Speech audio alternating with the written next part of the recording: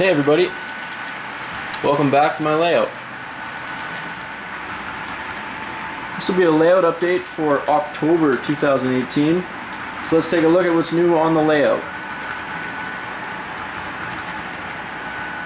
First up, a little bit of new rolling stock. Last month I got a couple of these new run Athearn ready to roll.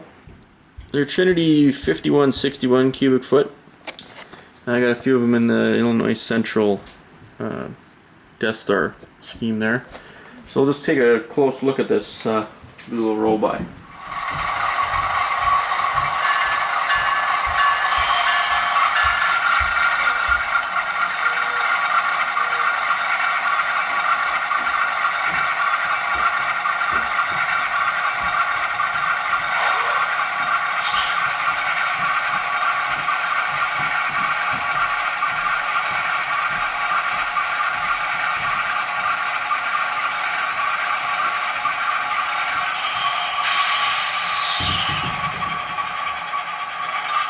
So that's the new Trinity 5161 from Athearn Ready to Roll. I'm not as super up to date on these ones, but to me it looks like the old Athearn Genesis tooling. They've just updated the packaging, and it doesn't have the roller bearing trucks like the first run Athearn Genesis cars did. So that's it for new rolling stock. So let's take a look at what we've been working on the layout this past month. So over here at Lake Louise, I finished laying the track, a little maintenance away siding that's here, and also what they call the chalet spur, which this little work train's sitting on right now. Both of those are cold 55. I actually ran out of track, so this is supposed to be a bit further. Goes down to about here. So I ordered another bundle of that and gonna wait till it comes in, but it's all wired up and everything. Just need to put the scenic ties on it and then do that last little bit of track at the far end of the chalet spur, and I will be completely done laying track and wiring, which is awesome. Over here, just past Lake Louise at the Fairview Road grade crossing, I built a set of these NJ International crossbucks, and they're originally an American crossbuck, but I made my own little Canadian versions just on paper and glued them on with a glue stick, and they look okay. These are a really nice product from NJ International. I don't remember where I got these from, but the post on them is solid brass, and the crossbucks themselves are like stamped brass. Like the original railroad crossing sign portion of it was like the writing's like raised on it, so they're really nice and nice and solid too. So it's the only non-controlled grade crossing on my layout, but I think they look pretty cool. I still got to build a set of stop signs as well.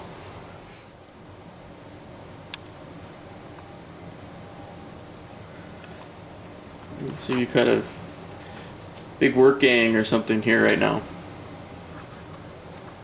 Not sure what's going on.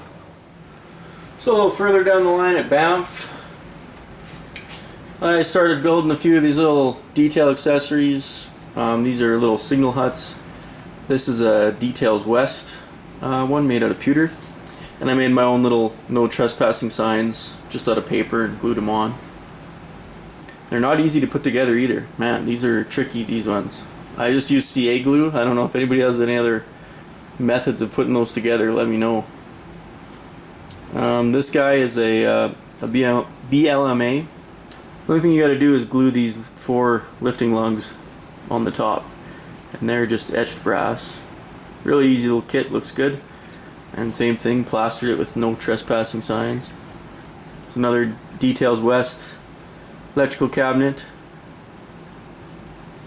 A lot easier to put together than the big signal hut. So just having a little fun with some of those trackside structures. It's okay to build these ahead of time before scenery, because then I'll kind of know how big of the foundation I need to build to raise these up, and then kind of scenic around them. So I like to have them done and kind of just loosely placed on the layout, so I can figure out, you know, where I need to build foundations for those. Zoom out a little bit. There's one more BLMA signal box, same one down there. It's just because there's a there'll eventually be a two-headed searchlight signal there, and then the real thing, there's a box there as well. So looking down Railway East at Banff, you can see I put up a few more little no trespassing signs. These are based on the real thing. This is kind of a newer sign that I've noticed over the last couple of years that CP put up in Banff, and there's one right by the station, so I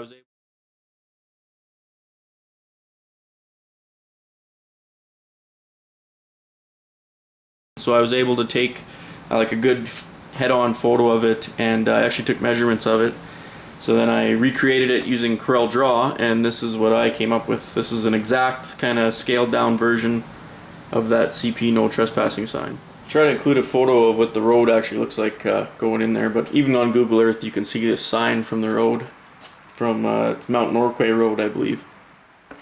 I think I could improve on them a lot if I actually printed it on like a matte photo paper or something. This is just straight, like, low quality printer paper, and just a low quality printer. So I think there's a lot of room for improvement on these little signs. All I did is cut them out with a hobby knife, so it's kind of rough as well. Probably could do a better job with that. They're tiny though. That's a HO scale tie, so just kind of for size reference. So other than those little things, the majority of the time I spent on the layout was on this loop here, getting it done and kind of safe to park trains on. That was one of my main goals, because you saw the last video, it was just completely open on the sides, so the tracks are like 2 inches away from the edge. Not a great place to park trains when you got a 3-year-old and a 1-year-old. So I wanted to get the edging up on it so that it was safe to use the loop, and it was quite a bit of work to actually get that done, because I had to do the fascia and paint it, and there's also a triangular piece in the back I'll show you of terrain that I had to make as well. So, but it's all done, and the loop is fully functional and you can park trains anywhere you want now, so it's awesome.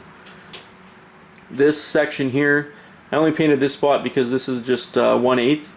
So what I'm going to do is build my control panel on this 1/8, because my switches I have they can't go past, well, the nut on them is only a 1/4 inch. So I'm going to mount the switches here and build the panel into this, and then I'll go ahead and layer one more layer of 1/8 over top of it, and that'll equal the quarter inch hardboard that the rest of the fascia is. So that's why I didn't bother painting this, because it's going to get covered up with another layer of this. Then I'll paint it all black once the control panel's on there. So that's what it'll look like when the control panel's finished. That's just my paper template that I'm going to use to drill the holes. But I'm basically just going to drill holes and mount the switches, and then just wire the whole thing up right underneath there. It's not actually too bad working under this layout. I've talked about it before, but I have an office chair that gets down pretty low, and it works almost like a creeper. Like, I can work very comfortably under the layout, and it's wiring and stuff is no problem. Now, of course, that was before I went and put this 10.5 inch piece of fascia on, but I think I should still be able to duck under there and work on it in my chair. So the edging is the same. If you watched the videos before, going back, well, a long time now, but the other loop I did the exact same way. This acrylic sheet or plexiglass, this is just friction fit right in there, comes out, and you can pop it back in fairly easily. Not too big of a deal, so if you ever need to get under there, you can take them off if you need to work on the tracks or clean the tracks or anything. So the only difference with this loop is the fascia is actually the full thickness that it's going to be on the layout. So the other loop is hidden, so I only did a 2-inch strip kind of around it, because there's no point in wasting a bunch of material. But this loop is going to be visible forever, so it's got the full thickness fascia on it all the way around, and in the center as well. You can see there. I love putting the fascia on. It's probably one of my favorite parts of building the layout, because it just looks so much different after you put the fascia board on. This is my favorite part of it right here, this curved section. I was able to get the 1/8 hardboard to take that whole corner by soaking it in water and then using brad nails and glue. And then the fascia layer I used like a puck board, kind of like a plastic sheet, I had a bunch of it left over from when I did the countertop of my workbench. So I just used that and painted it black, and that took the corner. And then to get the plexiglass in there, I actually used a torch and heated it up, and then it eventually just bent, and I was able to get it to take that curve. Apparently you can get it to do a 90 if you want. I was just watching different YouTube videos, but it looks awesome. There's kind of a better overall view of the just about complete loop.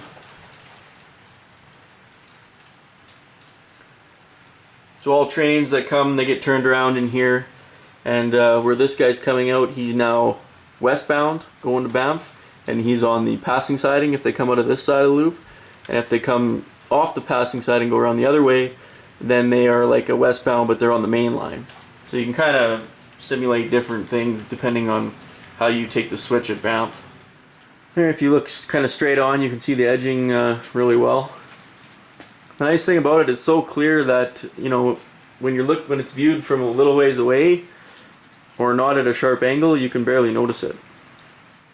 Also, before I did all this, I painted the flex track. I forgot to mention that, but just used my airbrush and 4 parts gray to 1 part brown, and painted all the visible rail, the whole thing.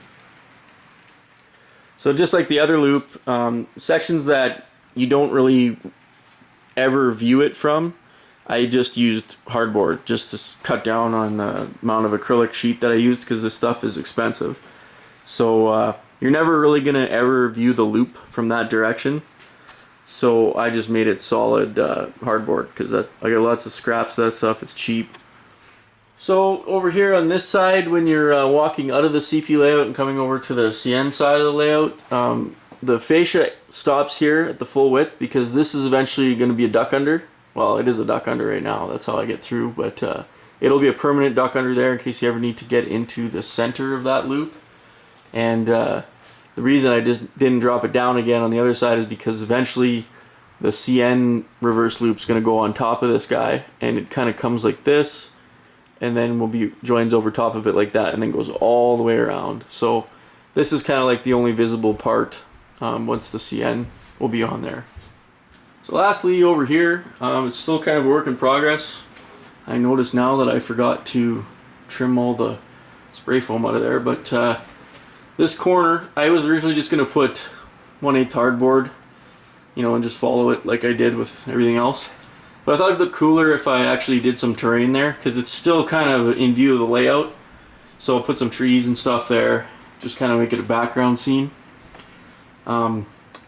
Tricky thing about this piece was I needed 2-inch. 3-inch foam was way too thick, and of course I had like no 2-inch left. So I went and stitched together a bunch of scrap, because I had lots of scrap 2-inch. So if you ever have a pinch, you can actually, you know, cut and piece it together like a puzzle, and I used the spray foam to glue it together,